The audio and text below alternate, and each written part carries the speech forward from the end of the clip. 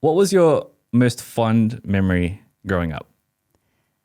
After school, I used to go with my sister down to the local park and we would take photos of each other. So we would just take creative portraits. We'd usually walk down with like props. So we'd walk down the street with like a big vintage chair in our hands.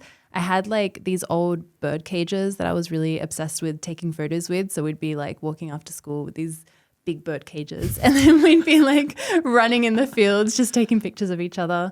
I love, I think about that all the time. How old were you? Oh, I would have been probably like 16. Nice. Yeah. So photography was something that you always had throughout your childhood, or like did you pick it up as a teen, or like when did it happen? I picked it up as a teenager, but I've been creative for as long as I can remember. I always used to love drawing. Like that was my favorite thing ever. Nice. And I loved painting and just being creative in general.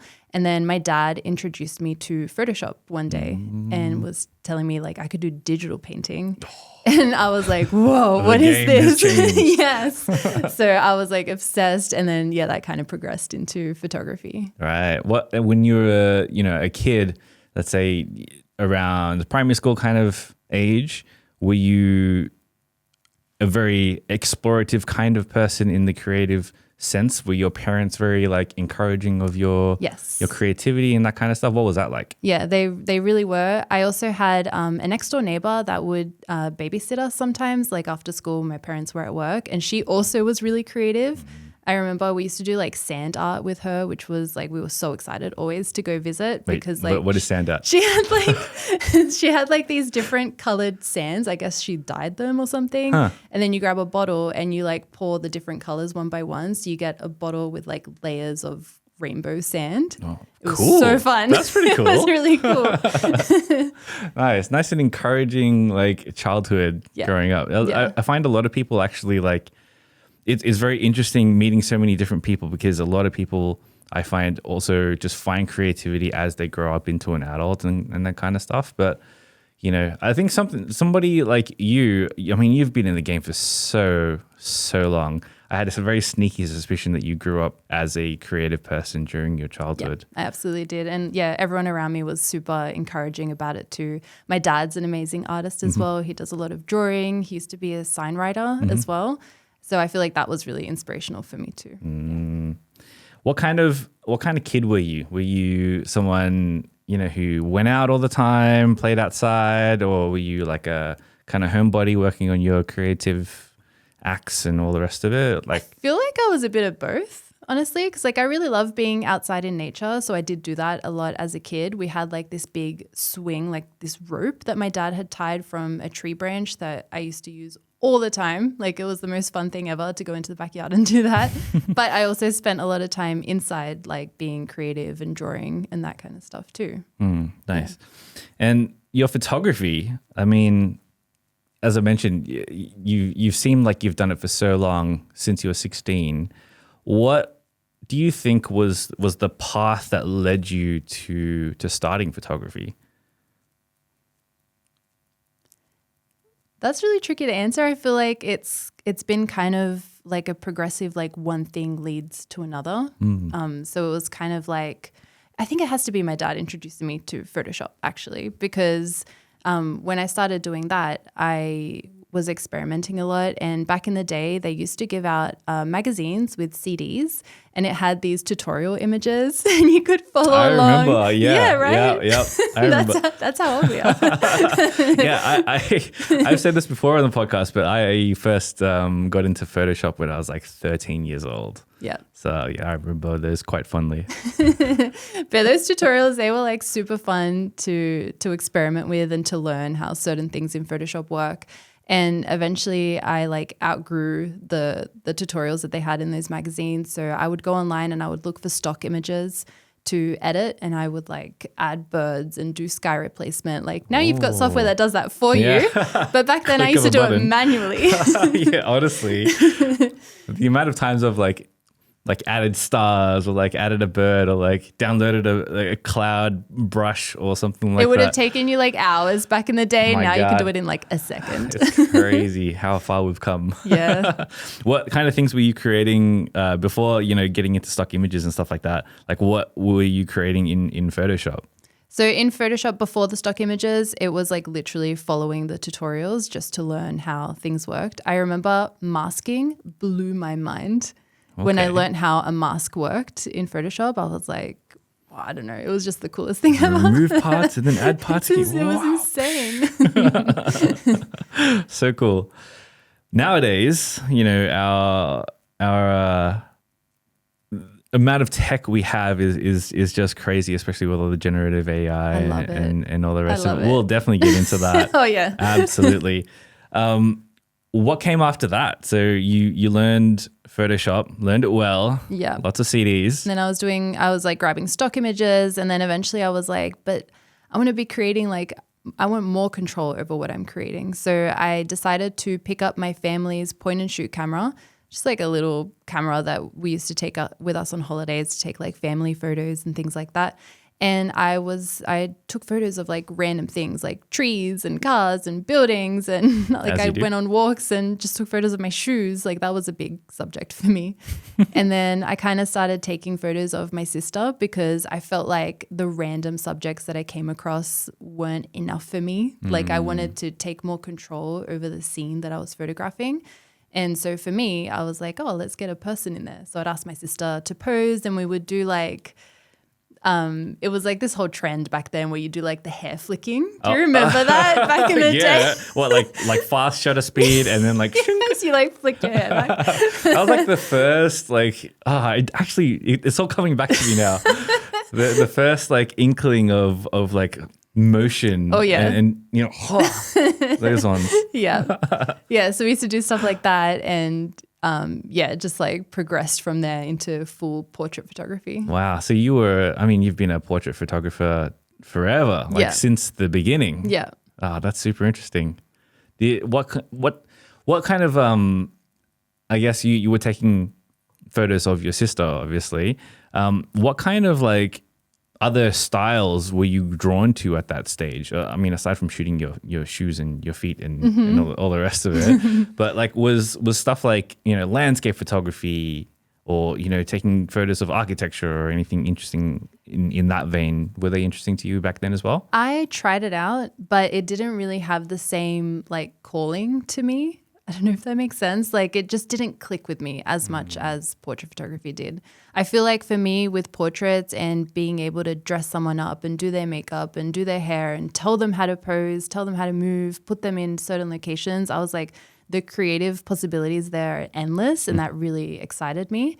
Whereas with landscape photography, like you can still do all that. Like there's so many elements to landscape photography and architecture photography, but it just didn't click the same way for me as with portraits. Right. Did you ever do photography to start with as a job when you were growing up or anything like that? Or like, was it only a pure hobby kind of thing? It was pure hobby. My first job actually was as a retoucher at a photography studio. Oh, cool. Literally straight into it. Yeah, straight in. Amazing. Tell me about that experience. So I was fresh out of high school, and I really wanted to get into photography. At that point I had been doing it for a couple of years, and I'm like, I love this. I love this so, so much.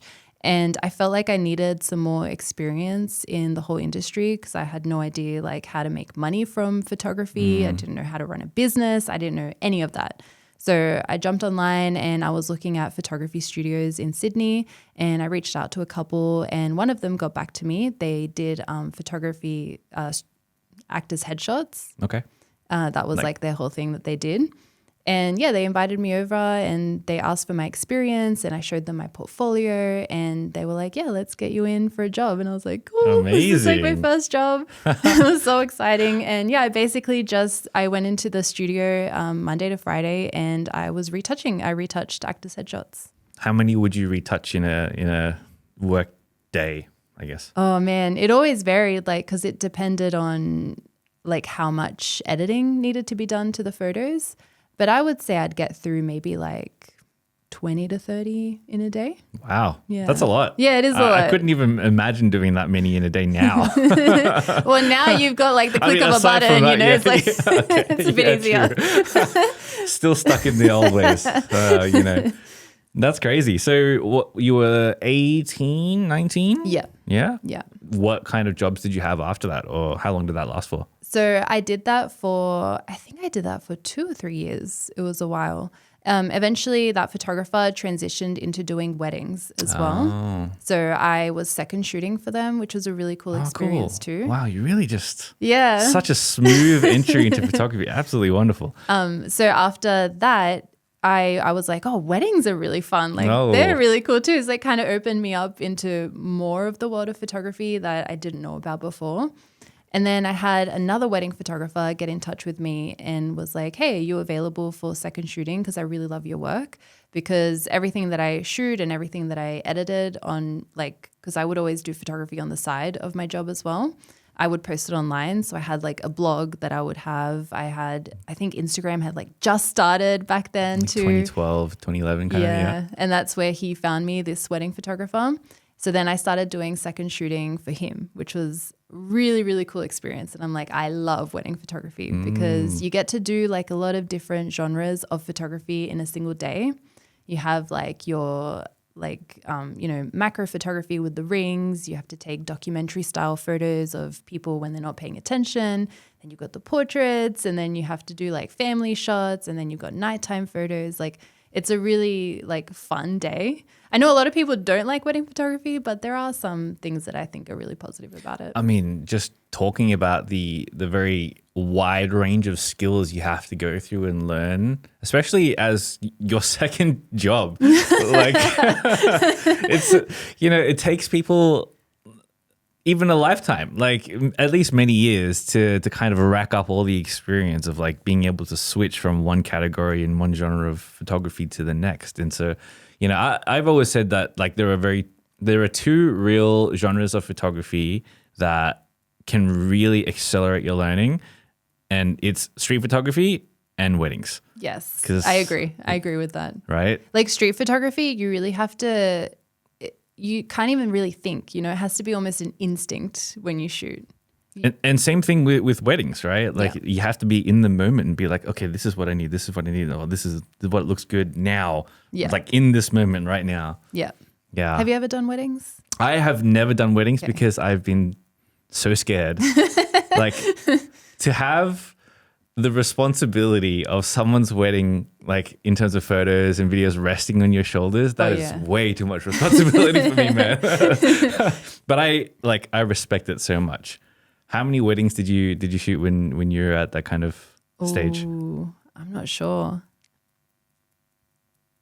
I would say like I second shot maybe around 50 to 100 weddings. Wow. Yeah. Heaps. So I did it for a few years. Yeah. Yeah. And so even as a second, like you still go through the motions of learning absolutely everything. Yeah. I have to say, like, I really, really appreciate the photographers that I got to work for because they were so open with their knowledge. They were just so helpful to me. They really taught me how to run a photography business, how to deal with clients, how to shoot. Like, yeah, they helped me so, so much. And I feel like what I got from them is kind of what I want to give back now with my YouTube channel, which I guess we'll talk about later. Like, I love how that made me feel and how that made me grow. And I want to have other people have that experience as well. How many years was this as a second shooter?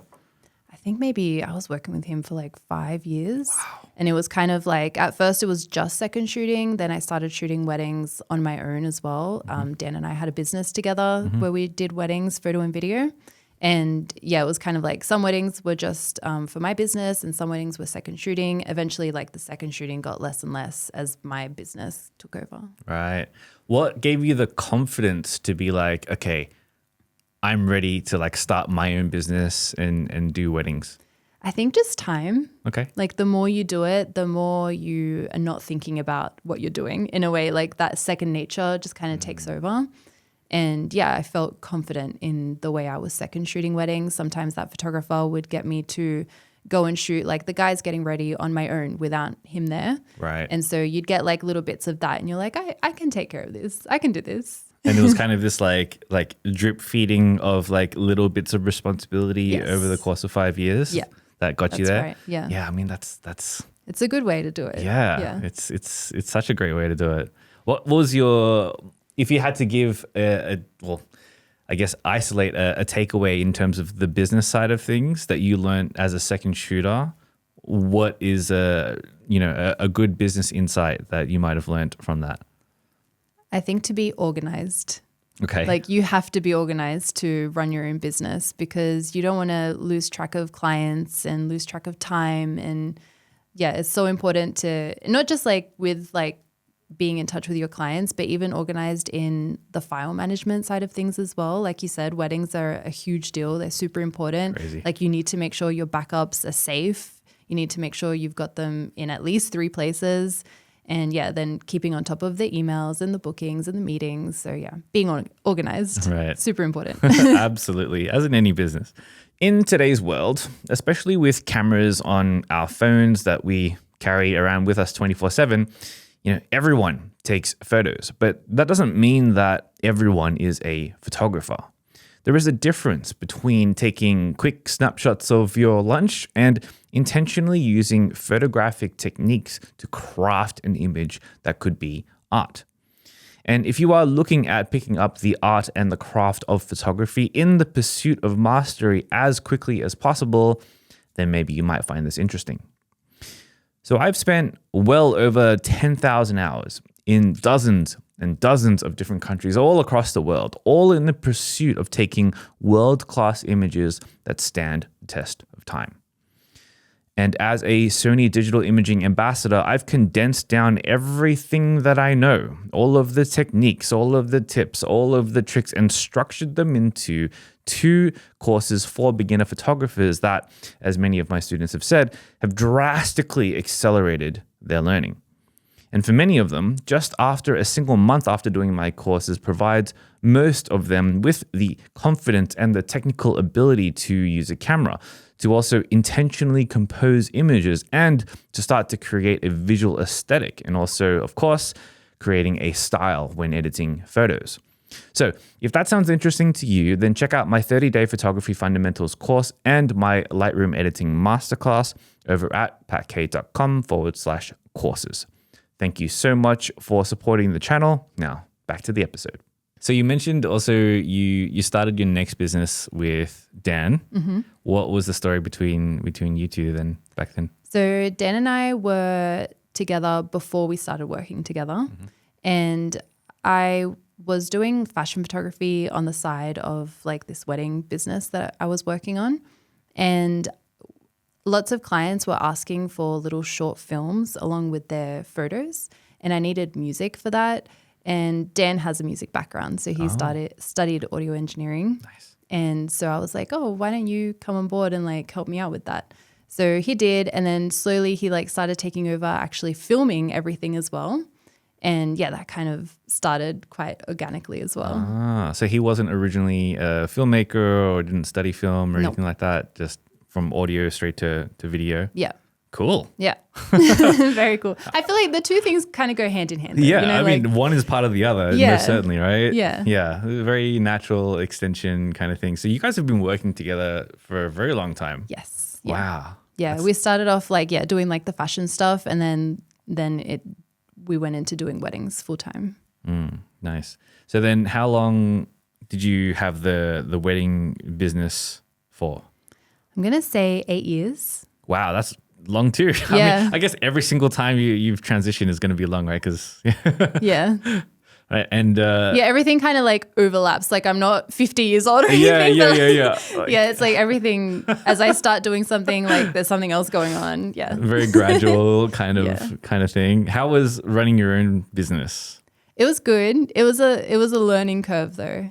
A big learning curve. Yeah. So even though I had a lot of knowledge from these amazing photographers that I worked for, when you start doing it on your own, you realize how much work it is and how many like little things need to get done. And it's sort of, you realize that it's sometimes a bit less about the photography as it is more about everything else. Like the photography ends up being like such a small percentage of everything that you're doing. It's a little bit sad. It is very sad. Yeah.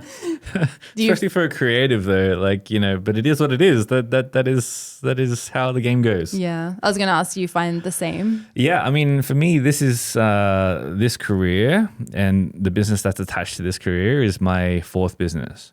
So I'm very like well versed in having that experience of being like, I am very passionate about this, and then you go and make a business out of it, and you don't spend any time doing it. Yeah. Yeah. What were some of your like early struggles, and you know, the kind of texture of that moment? Like, what was the feeling at the very start of your wedding photography business? So for me, it was first the rude awakening of like, oh, photography is a very small section of what I'll be doing now that I have this as my full-time business. So yeah, it was like learning to manage my expectations and realizing and accepting like the other jobs that I needed to do on top of the photography. Because, you know, when I was younger and I was getting into this, like all I did was take photos and I was like, this is amazing. And then like reality kind of hits you in the face, and yeah. And then the other side of things is balancing everything as well. I was not good at balancing everything. So sometimes I'd be really good at emails and I'd struggle with editing. Sometimes I'd edit everything like super on time, but I'd be really bad at getting back to people. So yeah, finding that balance has taken a long time, especially like when you work for yourself, you don't have anyone telling you like, oh, you need to work during these times and you need to be in the office at these times. You kind of work whenever, wherever, and you need to learn to just tell yourself what to do and make sure you're getting everything done. Yeah. Did you ever have like, I know for my first business, I was like super paranoid about what I needed to do in terms of like making sure all the you know, the T's are crossed and the I's are dotted and all that kind of stuff. And I ended up just making, you know, checklists upon checklists of things. I did that too. Yeah. I mean, sometimes you just need it. Some people like, that's how your brain works. Yeah. For me, it's very much like, okay, I'm going to do this once. I'm going to make a checklist, and then hopefully it's like the things I need to do. And then I can like iterate on the checklist a little bit over time. And then like, at least I'm making sure everything's, you know, all good and the customers got what they want and all the rest of it. I was exactly the same. And like I had checklists for so many different things. So I had checklists for like how I have to like download my files, like naming files, how to back them up. Because I like sometimes you'd forget, and like you don't want to forget stuff like that because that's really important. Mission critical things. And then checklists of like what I want my clients to go through, and checklists of how I edit things. Like, oh my gosh, yeah, so many checklists. Yeah. Crazy. So, you know, you did it for so many years. What inspired you to, you know, to take the next step, which I assume was YouTube? Yes.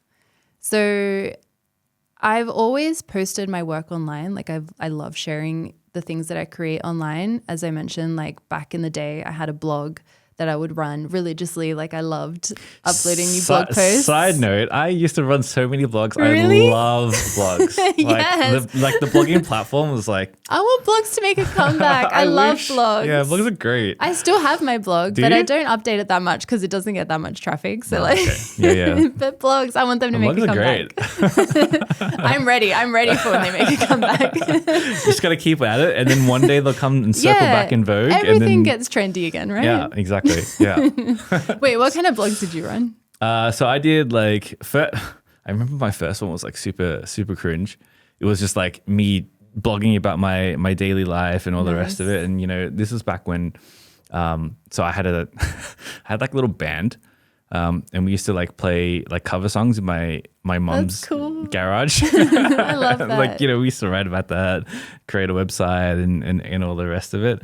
And then eventually got into like tech and just general tech. And I actually started to make a business out of that tech blog. Cool. Which was really cool. You know, I like some highlights were like early Tesla, the car brand, and the Model S at the time. You know, I was like, at least had enough publication at that time to like get my first car review going, and they were like okay with me being like, here's a car for a week. You can just, wow. I was like, yes, this From is so a blog. cool. That's so cool. Yeah, exactly. And it was like a wonderful, wonderful experience. And then, from there, it was all the photography stuff and all the rest of it. Yeah. Nice.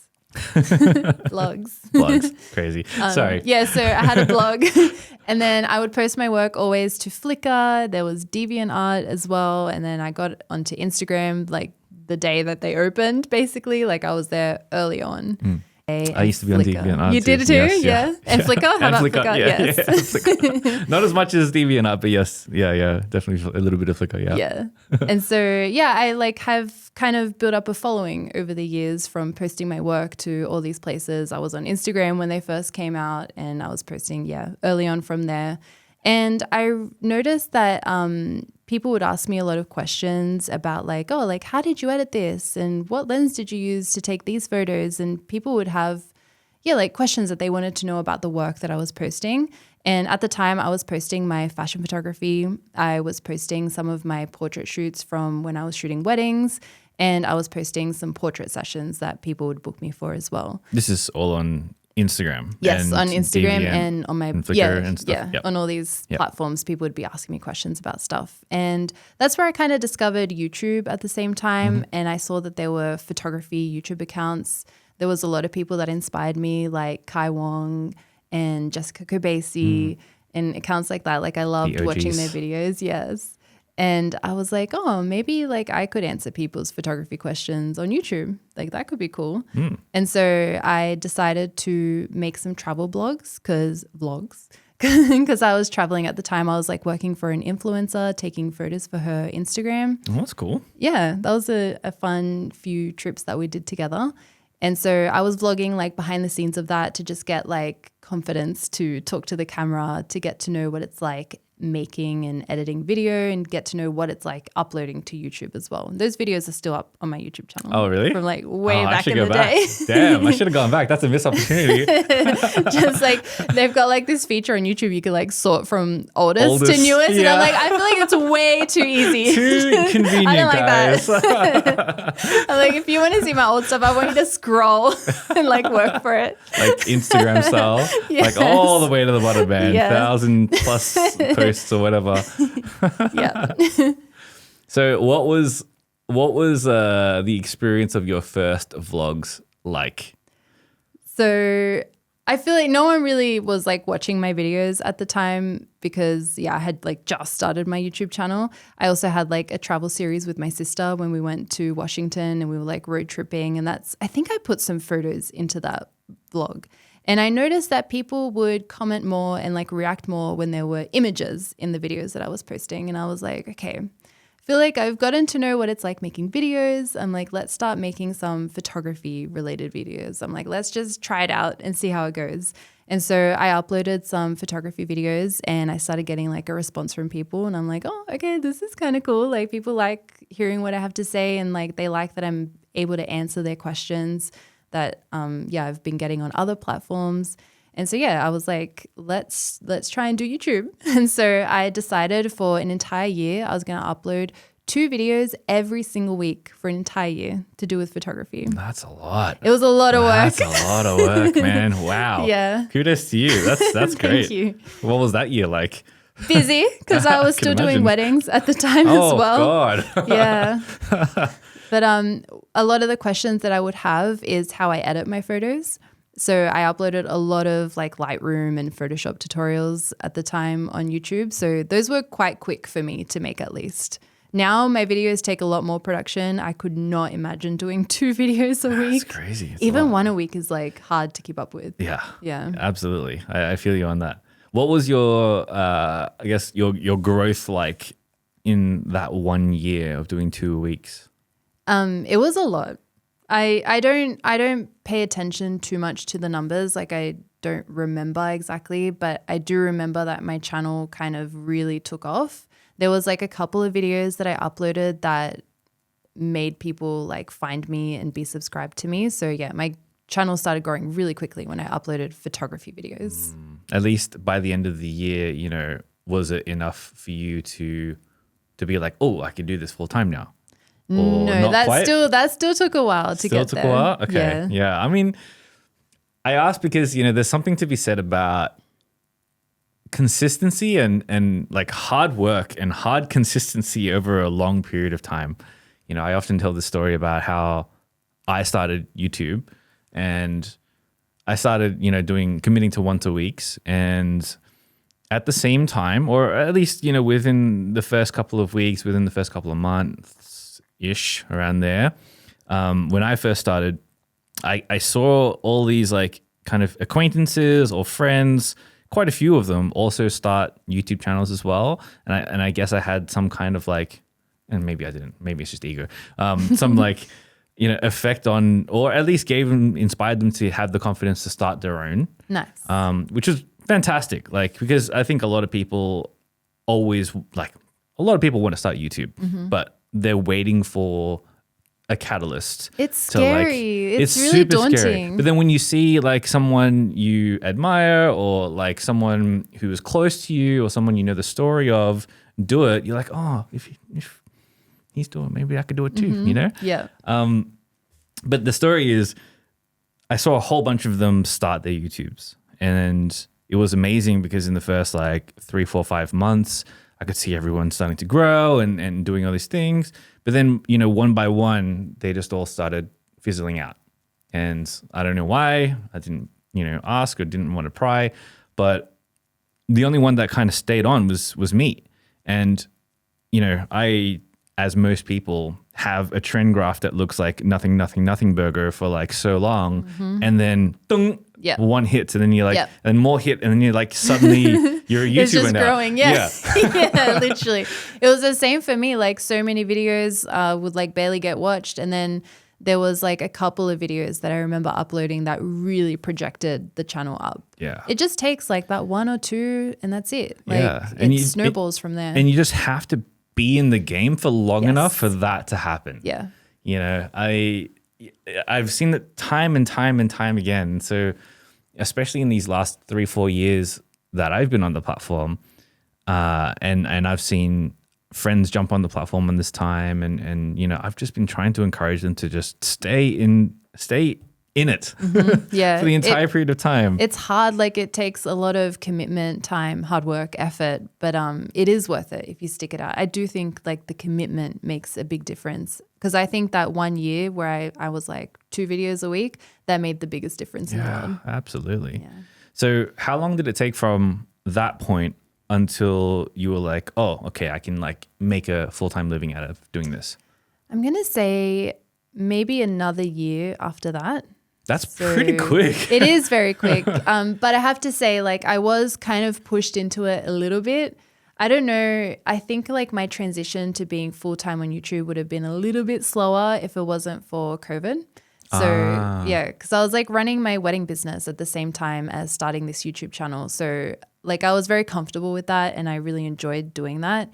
And then when COVID happened and we had like all the lockdowns, like a lot of the weddings that I had were rescheduled, canceled, and I had nothing. And so that kind of, I was like, oh my gosh, what am I going to do? I'm like, I'm so thankful that I have this YouTube channel that I started a couple of years ago. And I was like, let's just go all in on that, because we've got nothing else that we can do. Yeah, really. No weddings, man. Yeah. What are you going to do? So yeah, that gave me like that little push, which was really nice. All right. Yeah. Was there so obviously there was a fire under your butts to like really make it happen. Yeah. Was there like a strategy or anything like that you guys decided, okay, this is like obviously you're doing photography, but like this is the kind of photography niche we're going down, and we're going to do all these different videos. Like, what was your process like for like jumping and changing into doing YouTube full time? So I wanted to continue doing, so when I started my channel at the beginning, and at first I was just like kind of talking about whatever random photography topic I could think of.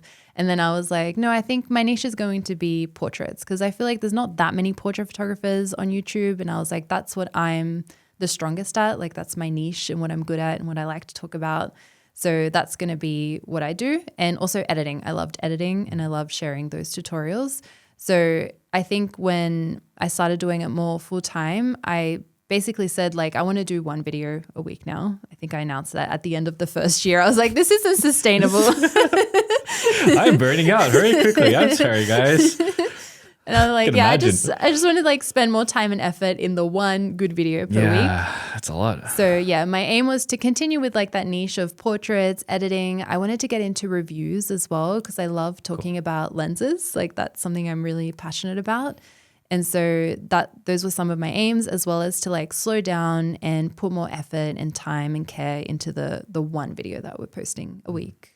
Right. Yeah, so that was the aim. Yeah, nice. I think, looking at your channel now, there's a very deliberate like portrait, but also outdoorsy, I'm in the real world doing the thing kind of vibe. Yes, that's what I want. Which is great because, there are photography YouTubers, myself included, who don't always do that and, are in studio and all the rest of it. But I understand it's like hard to film yourself though. Like if you're just a one-man show, it's very difficult to be focusing on when you're outside, like filming yourself, what the story of the video is, talking to the camera, doing photography. Like you can only do so many things. So I get it. Yeah. Yeah.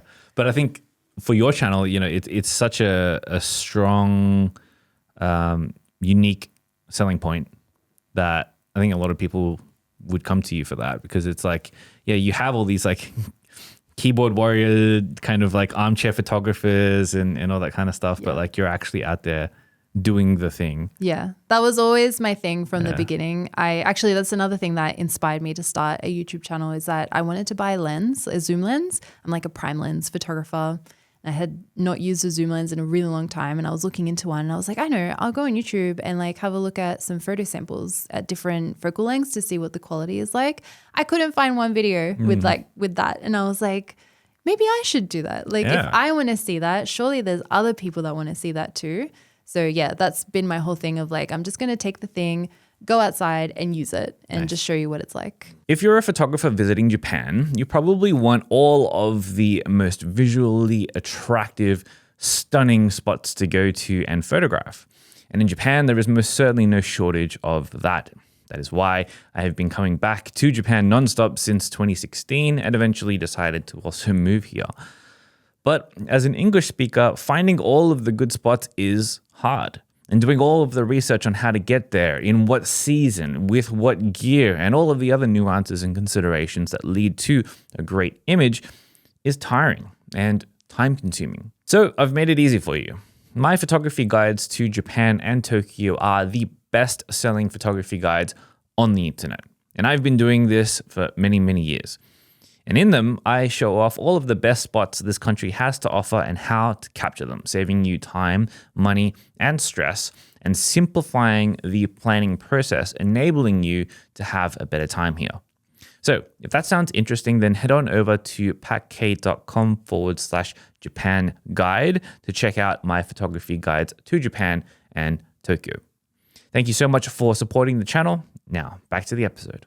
What were some notable videos that you made that really, I don't know whether you like them or whether they did really well, or they were received really well along the kind of arc of your career? What are some notable videos? There's 3 that I can think of that really projected my channel at the beginning. The first one was me talking about my favorite portrait lenses. And yeah, I think I was talking about the 35 and maybe the 50 or the 85. I can't even remember what it was. Right now it's the 35 and the 85, but it could have been different back then. I don't remember. And then the other one was the opposite of that, and it was lenses I don't use anymore. And that one was almost more popular than my favorite lenses. Interesting. People love like the negative. The negative, yeah. Well, that's such a YouTuber thing. You find that too with your stuff? I mean, I've never done it, but I've spoken to enough YouTubers to be like, oh, like, people really like the negatives and like flipping the script on like what is a conventional video. It's very YouTuber tactic-y. Yeah. Which is great. Yeah. Yeah. Yeah, at the time it wasn't a tactic though. It was like genuinely, I was like, oh, I bought these lenses that I don't use. I was like, maybe I should make a video about it so other people also don't waste their money. Now I know it's a tactic. But it works so well. It does work. Yeah. So what was the third one? The third one was a tutorial about how to shoot in manual mode on your camera. Nice. And I remember we recorded that outside. There was like airplanes coming past, so we had to like wait for the airplane to go past. every like 20 minutes or something. And it took me like 2 hours to film that video because it was like one of the first videos that I filmed talking to camera. And I was so nervous and I kept just like making mistakes and oh man, it's so painful looking at that back. Again, if you switch my videos from oldest to newest, you see it. And like, man, the difference in confidence that I have like on camera back then to now is crazy. Crazy. I mean, it's always so nice to watch the build up, the journey. Yeah. Then and now, you know, especially when it comes to production value. Oh yeah. Is that something that you think about now a lot today in your current YouTube channel? Yes. Yeah. Because everyone, all the photography YouTubers are, not all. I mean, most of them are very focused on production, I would say. Yes. How are you trying to make yours different in terms of production value to everyone else? So my production value, so Dan and I work on the YouTube channel together and he films like all the behind the scenes and we just want it to feel like you're out there on a shoot with us. You know, that's like the aim. I want you to be able to see like the different angles, be able to see like bits of the location. Like I get comments sometimes of people saying like, oh, I was watching the video and I could see like a spot in the background that I would have shot some portraits in. And I really like that because like that's what I'm doing when I'm shooting. It's like I'm taking portraits, but I'm also looking at where I'm going to shoot next. So it kind of, I want people to have that experience when they're watching my videos. Nice. And so portraits, it's been your love since the beginning. Yeah. Do you have any like plans for the channel in terms of like branching out to something different, or are you intending to just like double down on portraits, or like what's the plan there? So I do want to incorporate some more travel stuff into my channel. I do love doing landscape photography now. Even though I didn't before as much, like when I first started photography. Okay. But now like I have an appreciation for it. So I like doing that more. Actually, when I started the channel, it was all about travel vlogs. And then COVID happened when my channel was growing. So I could only do portraits, photography. Right. And so now I want to bring back what it was when I started the channel and kind of like blend that in a little bit more. Full circle moment. Yeah. Love it. What have you found in terms of appreciation for landscape and travel? I like the patience that it requires. Oh, so yes. like, yeah, definitely. My heart. Yes. Yeah. Like with portraits, like you control everything, you know, and everything happens when you want it to happen. And like there is like some collaboration and you run into problems and stuff, but you know, for the most part, you control everything. Whereas with landscapes, there's very little that you can control. And I find that a fun challenge for me, who's had everything when I want it, you know? It's a complete 180, isn't it? It really is. Wild. So for me, it's really exciting. Right. Yeah. This, something very, I think landscape photography for me, especially travel photography, in like traveling to places to do landscape photography, like I've done, that's the majority of my work. And if nothing else, it's just taught me to be a better stoic, honestly. Like really embracing the idea that Mother Nature just does what it does and it doesn't give a shit about you. And you are there to get what you get and you'll get what it allows you to get. That's it. I love it. It's really cool. I'm looking forward to seeing some more landscape stuff from you. Yeah, should be good. It's also made me more of a morning person as well. I don't know if you do like sunrise stuff. Absolutely. Yeah. Portraits, you don't really do sunrise that often. It's more like afternoon stuff because people need time to like get ready and all that stuff. And you don't want the morning bags in the eyes. Yeah, no. Everyone's in a bad mood. So. Not fun. Yeah, the sunrise stuff for landscapes is often some of my favorite moments. I think there's so many times that, especially as a photographer, you can really stop and appreciate the moment. You know, in architecture, the moment is always there. In portraits, the moment is controlled by you. In street photography, completely wild, but also in landscape, completely wild. Yeah. And to be able to, especially for sunrises, to just stop and be like, oh, okay, I've done my shooting. This is like the most beautiful scene ever, and I'm just going to sit here and appreciate it, is like the most, again, stoic thing, but like it's such a great feeling. It's really special. It's usually quiet and peaceful as well. Like, and yeah, it kind of forces you to just take a moment and appreciate where you are and what you're looking at. That's cool. Yeah. Really, really enjoy it. For your portrait stuff though, I mean, you've had a lifetime to refine your techniques, refine your approach. How would you say, well, how would you define your portrait style? My portraits are outdoors, natural, and lots of movement. That's what I like to do. Is there like anything you're, apart from that, like you're trying to look for in terms of maybe emotion or anything like that? Yeah, for me, I want people to be themselves. So it's like an interesting one because I do fashion and portraits. And with fashion, you get someone to embody a character or something. But with portraits, you want to capture people as they are. And the type of photography that I do, especially now with my YouTube channel, it's like a mixture of the two. So in a way, I'm creating these characters with like the outfits that I'm choosing and the makeup that I've decided to do and the location that we're shooting in. But at the same time, while I want the people that I'm photographing to kind of play a character and look a certain way, I still want them to come through in the photo a bit as well. Like I want it to be a mixture. And I feel like that makes my portraits stand out a little bit and look a little bit different. And it's like that collaboration with people. Right.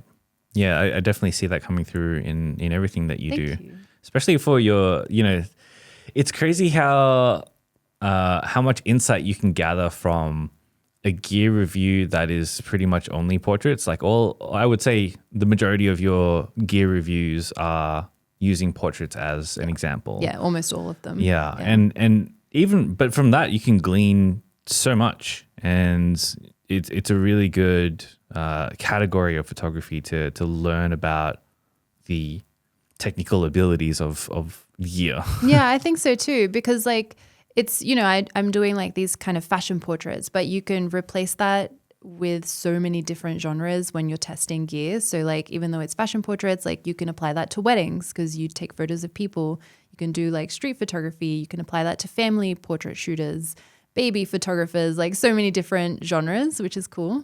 Absolutely. Yeah. What about, well, let's talk about gear while we're on it. Okay. What is your favorite gear at the moment, and what was your previously favorite gear? I'm going to have to go with my camera is my favorite piece of gear because it just lets me create, I don't have to really think about it. And it's the Sony a7 IV. And the one before that was the a7 III. Okay. Sony girl. Yeah. But it was like my first camera into mirrorless. So it was really special for me. So I was a DSLR shooter. I started on the Pentax K100D. And then I moved over to the Canon 5D Mark II, then the Canon 5D Mark III, and then the Mark IV. And then there was like all this commotion happening online that Sony have like these amazing mirrorless cameras that do human autofocus and things like that. And I'm like, what is this? And so I tried out my friend's Sony a7 II, and I was like, this is really cool. And I decided to just like take the plunge, and I bought an a7 III, and it was amazing. It's like such an incredible experience. So yeah, I feel like, it's a special camera in my life, so I have to mention it. Yeah, of course. My first Sony camera, well, Cybershot aside, full frame Sony camera was the a7 II as well. Nice. Yeah. You know what? I haven't had the experience of shooting a hardcore DSLR non-mirrorless camera, with I don't know what it's like to not look at your photos and like straight away and know what you're looking at in terms of the exposure. Yes. Like all the cameras that I've ever had, I started on, the Olympus EM something, EM10 or something. It was like a Micro Four Thirds camera. Even that one was like I could see and expose and do all the rest of it. Yeah. So what was shooting DSLR back in the day like for, you know, a wedding photographer, for example? So first of all, I got a comment not that long ago of someone saying that the Canon 5D Mark III is vintage. So that makes me feel great. Cool. And then the other thing I was thinking is that I think DSLRs might eventually be cool again. Honestly, with the amount that film is going around right now, it I just really might. think they might be because, Yeah. the whole thing of like you can't see what you're shooting. I think that's going to be trendy again. Yeah, absolutely. Technically, though, you can because when I used to shoot, you'd turn on like the video function for a second and then you can like change your settings. Right. So you can see it on the LCD. But yeah, then you'd have to like take a photo and if you want to see it again, you'd have to press playback. But yeah, it was fine shooting on DSLRs. Like they were workhorses. They were really good cameras. That's the word I hear quite often. Oh yeah, that's Workhorse. what they are. Yeah. They didn't have that many focus points either. And like you had to do the whole like focus and recompose. And I still actually kind of find myself doing that today. Really? Yeah, sometimes. what camera do you use? I mean, all the recent ones, but I hate using the touchscreen to focus. I don't know why. There's like I have this weird thing about like, if it doesn't have like the joystick at the back, then I'm like, I'm just going to focus recompose. We're just like the center point. Yeah. And I don't even bother like touching this. Like, I know I could touch the screen. I don't know why. It's weird. It's a weird thing. Yeah. I don't mind touching the screen, but I do prefer the joystick because like otherwise then you're like your fingers like in the way and you can't see. I don't know. I just feel like my fingers are too big or something. I just feel too like, you know, there's a lack of dexterity and, you know, all the rest of it. Yeah. Anyway, let's talk about film. Yes. There's so much about film that I wish I could like jump into. Film is super, super trendy at the moment. Yes. It's absolutely taking off. Yeah. What's your history with film? So I got into film quite recently. I like develop my own film now as well. Like I love the whole process. How It's do you super do that? fun. Like in the dark room kind of thing? Like You with don't the actually need a liquids dark and all the- room. Enlighten me. I have no idea. Okay, so you don't need a dark room. All Okay. you need is a black bag that you like put your hands in with like the film. So you grab like the film canister in the black bag and you like take it out and put it on the spool things. And then you put it in the container, close the lid, and you can take it out and just have it out. And so then I go to my laundry and that's where I have like all the chemicals that I've made. And you just do like the whole process where you like pour the the developer. I'm on holidays. I can't remember what it's called.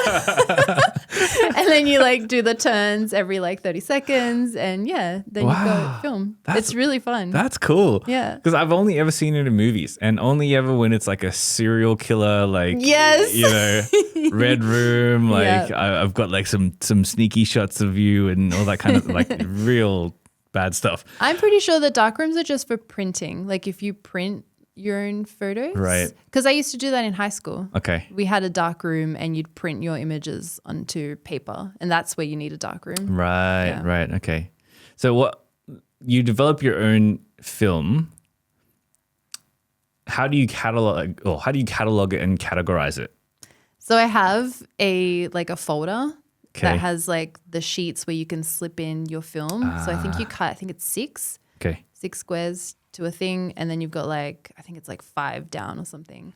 And I name it the same way I do my digital photo folders. That's great. So I've got like the date backwards and then I've got what camera I used, what the film stock was, and the location of where I shot that roll of film at the top of every page. I love it.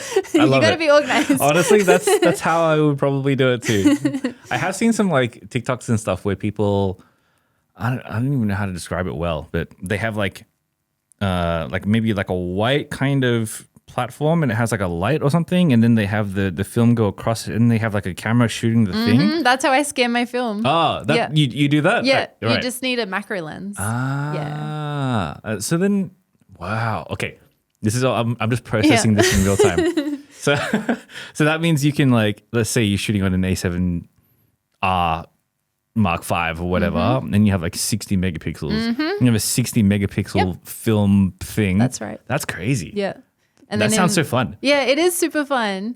But yeah, I used to scan my film, but it's quite a slow process. So with a camera, it's so much faster because you just like slide it in, photo, slide it, photo, slide photo. I use like the Bluetooth trigger too, so you don't like shake the camera as well. Got everything set up. Oh my God. How big is this setup? Like, it's not that big. It's like maybe like around A4, the backlight thing. Okay. And then it's like a stand that comes up about this high. wonderful. And then the camera up. That's all right. Down there. That's not that big. Yeah, it's good. Huh. Yeah, you can just have it on, you could have it like back here. Interesting. Interesting. Yeah. I've always wanted to get into it. I have like some complications around like shooting in Sony and all the ambassador stuff.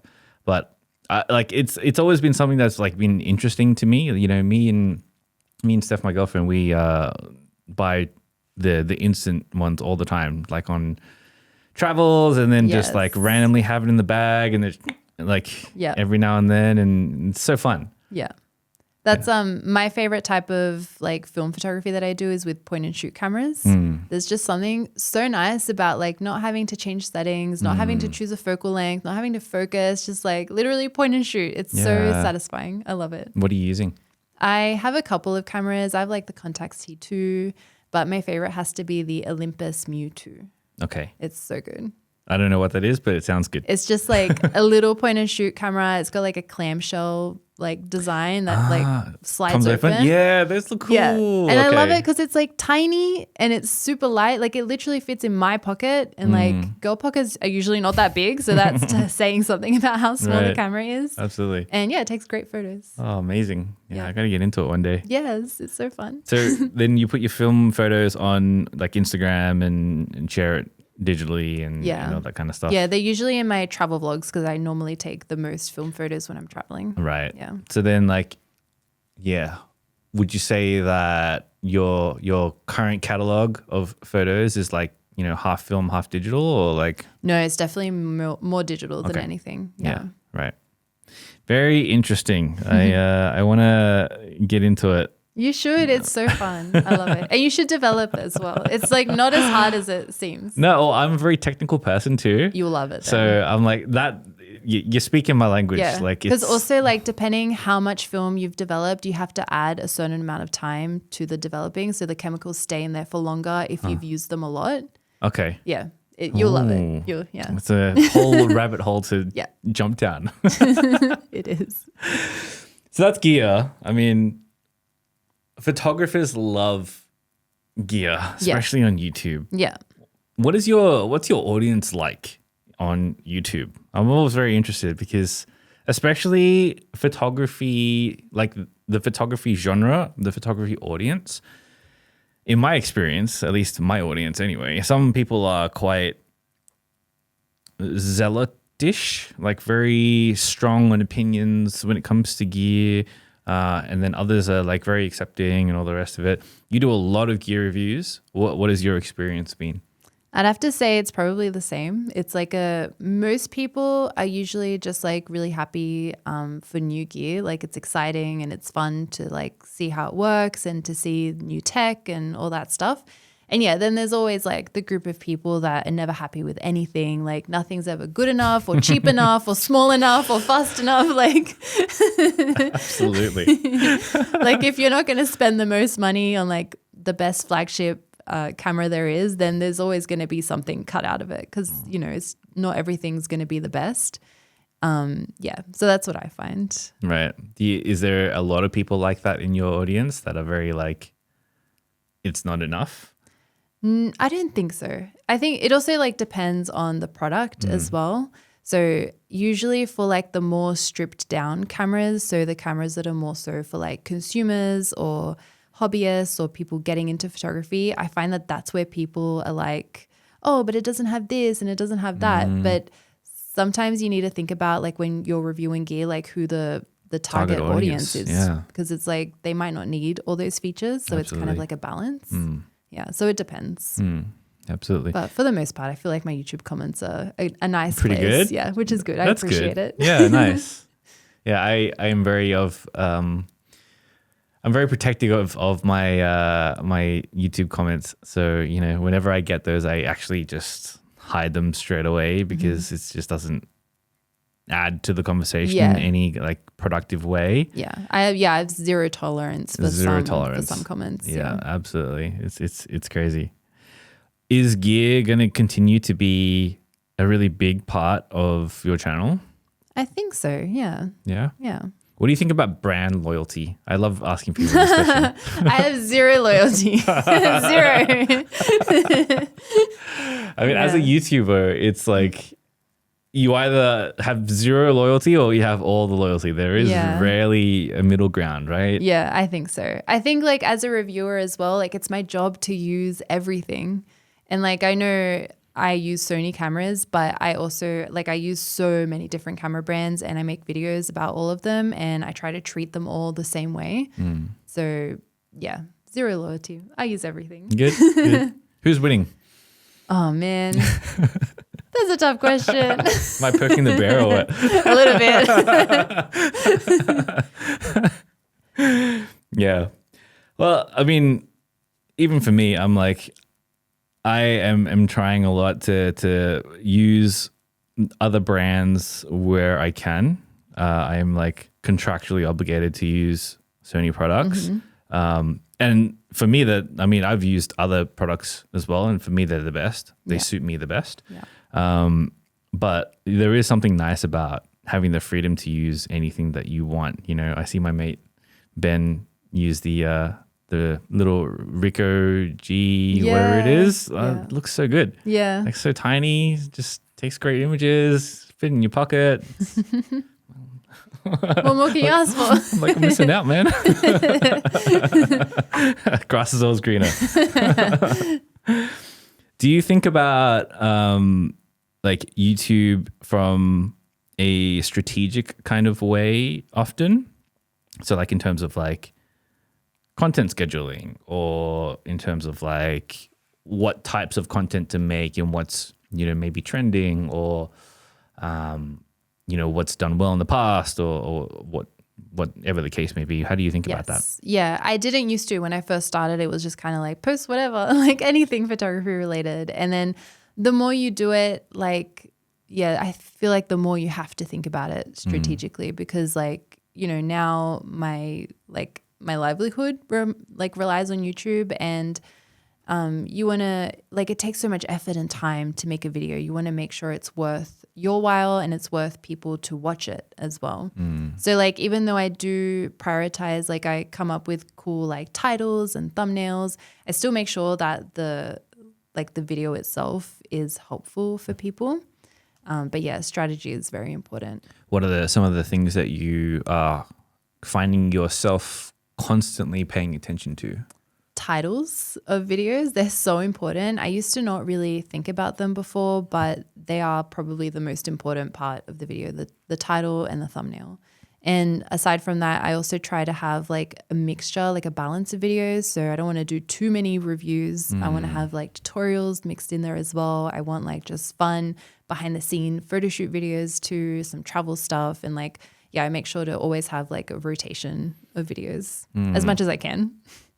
Do you worry about like what's the reception like when you have such a wide range of things? And I only ask because my own personal experience is like my audience loves the education stuff. Anything education is great. Everyone wants to say they want vlogs and want POV stuff, and then it never gets any watches, and that's why I made a new channel. Yeah. So what's your experience in that? Yeah, I find that people like watching almost everything that I upload, which is so nice. Cool. But I do put a lot of effort into the videos that are not in my typical niche, if that makes sense. So like, for example, like when I do travel content, because that's not my typical thing that I upload, I tend to put a lot of effort into those videos and I make them quite like beefy. Beefy. So like, you know, instead of waking up one day and just vlogging, talking to the camera like a day in somewhere where I'm traveling, I will vlog over the course of like a week traveling somewhere, and I'll include just the best bits of like every day. Right. So like all the highlights of the photo spots and just make it a really like fun, educational, full of photos, like a really full on video. So that's why. And I probably overthink it a bit as well. No, I don't think you can overthink anything in that kind of realm, right? Because, you know, it's very obvious that for you and looking from the outside looking in anyway, you know, you are effectively for most for most cases, definitely playing to win and definitely winning at it. So like it's working, you know. You. So keep it up. I mean, it's just nothing to be ashamed of, you know. So do you ever get burnt out? Yeah. Yeah? I do. How do you deal with that? I try to take it slow. Like I have gotten burnt out. When was it? It was like at the end of last year.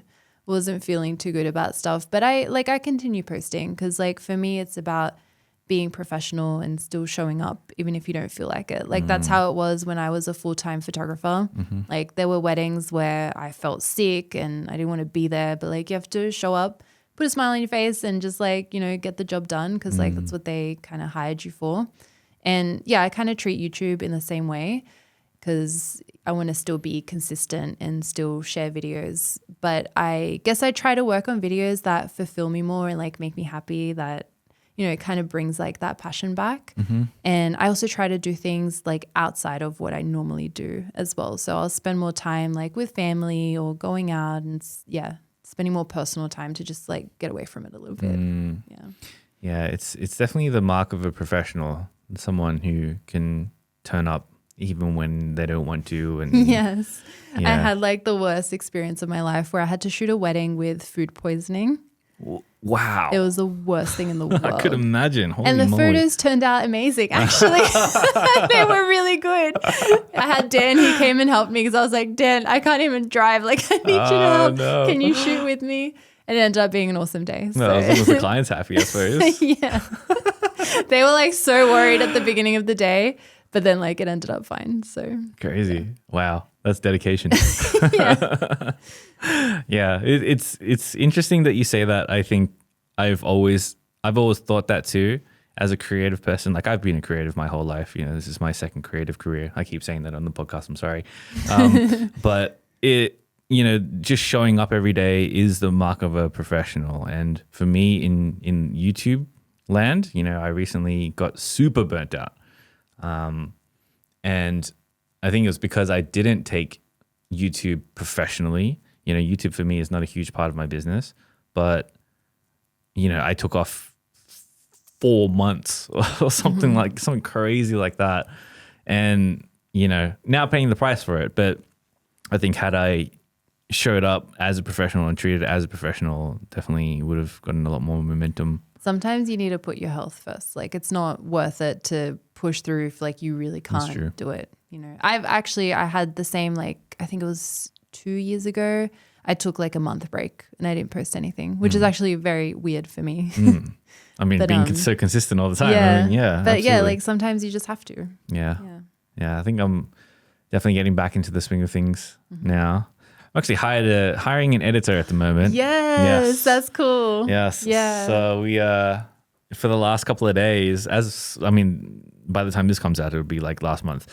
But for the last maybe 4 or 5 days, I've just been like 7 a.m. to 7 p.m. on the hour, every single hour, just interviewing video editors, and it's been insane. We had like hundreds of people, literally hundreds. What? And I was like, I don't want to be that guy who like leaves people on the hook. So I made it my mission to like get back to every single one of them. Wow. And then we ended up having like dozens of people doing second rounds, and then like a bunch of people doing final rounds and all that kind of stuff. And you found someone? We're getting there. We're getting there. That's so exciting. Currently we're up to the stage of doing tests. So I've given them an assignment to edit a vlog, and it's been kind of like, here's half a sheet of paper as a brief, and then here's all my footage. Off you go. That's exciting. Have you gotten any back? I've gotten 2 back so far. Okay, cool. And it's only been a day since I sent it out. Yeah, that's quick. Super quick. And the quality is pretty good. Yeah. Of course, it's never going to be 100% what you want without, you know, any direction, but it's I was like, ooh, this cohort's pretty good. But I'm super excited because then, you know, as soon as I end up having a video editor, it's like, okay, YouTube is now going to be a professional thing. You know, I'm going to, as I showed you guys before in the studio, going to start like doing photography education stuff again. And love it. You know, all that kind of stuff. So I'm pretty excited to show up as a professional again. Yeah. Yeah. But you shouldn't be afraid to like put your health first. I'm the same. Like I know, yeah, sometimes I like push through certain things, but yeah, if it really came down to it, yeah, sometimes you just have to take a break. Yeah, put yourself first. Yeah. Yeah. You mentioned that YouTube is your livelihood. Mm-hmm. What are some of the business structures that you have for, I guess, for everything? You know, what does your business from YouTube look like? So like my income. I mean, what channels do you places. have? Yeah, what streams of revenue do you have? Percentages or like the proportions and all that kind of stuff. Yeah. I did notice that you do digital film actions is what it's called. Yeah. Tell me about that. That's and the my rest of baby. I made that in like 2013, but Digital Film Actions is my website where I sell presets. So I make Lightroom presets. Back in the day, it was Photoshop Actions. That was trendy. Now it's Lightroom presets. Who knows what's next? And yeah, I started that back in like 2013 before selling digital products was even a thing. So I had to sell it through, I had a website on Blogspot and I had to sell it through a link copied via PayPal. It was like the weirdest thing because selling digital products was not a thing. And PayPal was like the only way that I could do it. And then eventually websites started coming out where you could sell digital products. So like I kind of moved over to there. So yeah, that's where I sell Lightroom presets, and I'm working on like some other things like digital workshops and Amazing. like ebooks and stuff like that I'm going to be adding there soon, which I'm excited for. Nice. And some of the other places that I make an income from is YouTube ad revenue as well. And I also like, I still do commercial work as a photographer, but that commercial work kind of comes through YouTube. Right. So like I get hired now to shoot campaigns. Like I did one for Fujifilm recently. I did one for Hasselblad recently. Cool. Been working on some stuff with Lumix on this trip in Japan as well. And then the other stream is through sponsorships. So that's also kind of via YouTube as well, where you put like an ad integration inside one of your videos, like it's burnt into the video, or you do like a dedicated video about a certain product. And then also sponsorships on my Instagram as well. Nice. And you facilitate all of those deals yourself? Yes. Nice. Myself and Dan, we both. Yep. Yeah. Nice. Yeah. So good. What is the divvy, the proportions of all of those different streams of revenue? I would say, so YouTube ad revenue is like the least. I feel like you don't make as much off that as people probably think you do. Yeah, there's a big perception that like YouTubers are loaded just from ad revenue alone. No. It's like the smallest, like maybe 20%. I don't know. It's like nothing. And then I would say it's split pretty evenly now between digital film, the sponsorships and integrations that I do on YouTube and Instagram, and also the commercial work that I get as well. So that's, three-way split even. That's lovely. Yeah. I mean, having such a diversified, approach really is nice. Yeah, it is. But yeah, it used to be like digital film was the biggest and the other two were smaller. And slowly like they've all kind of grown to become even, which I love because like I love doing like a variety of things. I get a bit bored if I do the same thing all the time. So it's nice to have those different streams to focus on. What's the plan for the future for that in terms of like growing the business? So I'm actually working on a project right now with a company called Skylum, and we're working on a portrait photography editing app. Cool. And it's going to be, I'm so excited. We just announced it like literally yesterday. And so that's like something that I'm working on in the future that'll take a couple of years to like, come out and they're the work on guys it. who are doing, what's it called again? Luminar. Yes. Wow. Yeah. So a dedicated app. Yeah, That's just huge. for portrait photographers. Yeah, wow. And so it's going to have like raw developing, but also lots of like skin retouching tools where you're just using sliders. So rather than having to manually retouch, it's all like AI sliders and stuff, which is back so to the button, cool. man. I know, at the start. right? Jeez, that's so cool. Yeah. Absolutely amazing. So yeah, that's like a big project that I'm working on, which is exciting. And aside from that, like I just want to keep making videos, keep doing what I do. Like I love it so much. Like I appreciate what I do every day. And I'm like, I just want to keep that going. It's the best job in the world, right? Yeah, it's so cool. Honestly. I know it's like, it's hard, but it's also not that hard. Like, so yeah, I don't know. I love it so much. Are you going to be doing it forever? I'd like to retire one day and get a house in the countryside and just chill out. Is that the plan? Just, yeah. Relax in a I think so. Countryside. Yeah. Where can people find you? So YouTube is like my number one place. It's Julia Trotti. That's it. And it's the same username everywhere. So I post on Instagram. I post on Twitter/X, whatever you like to call it. I don't even know what you call it these days. Me neither. That's so awkward. I've got a TikTok account that I post to. I also have my blog. Hopefully I'm not forgetting anything. But yeah, just Julia Trotti. If you Google me, I'll come up with there's some different websites. Awesome. Yeah. Amazing. Julia Trotti, thank you so much for coming on the podcast. Thank you for having me. It's really nice getting to talk to you. Yeah, you too.